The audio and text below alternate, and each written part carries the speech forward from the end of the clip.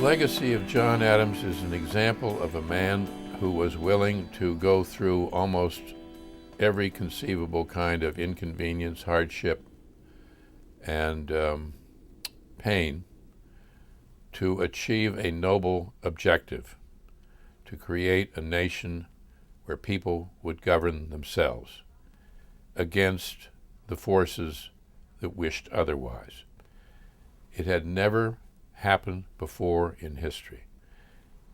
Such a revolution had never been successful, and he was working with others who had had no more experience in creating this dream come true than he had, and they succeeded. Now, not everybody of that revolutionary era was a hero. Hundreds of people went over to the other side. They went over to the British side, or hundreds of them gave up. Hundreds just sat back and watched and said, well, we'll be on whichever side wins. Thousands of them. The estimates are that maybe as much as a third of the country was simply waiting to see what happened.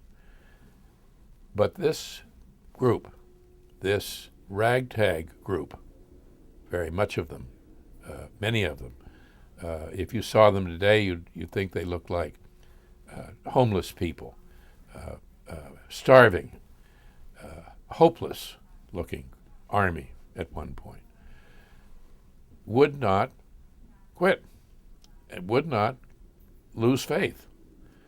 And any cynic, any skeptic, any self-centered, materialistic hedonist of the kind that would turn up his or her nose at such idealism was proven wrong.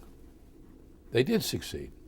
They succeeded against tremendous odds, and we wouldn't have what we have in the way of freedoms and idealism, a body of secular faith, if you will, if it weren't for them. That's his legacy and the legacy of the others. I think John Adams never failed to answer the call of his country to serve. John Adams is the only founding father who never owned a slave, as a matter of principle.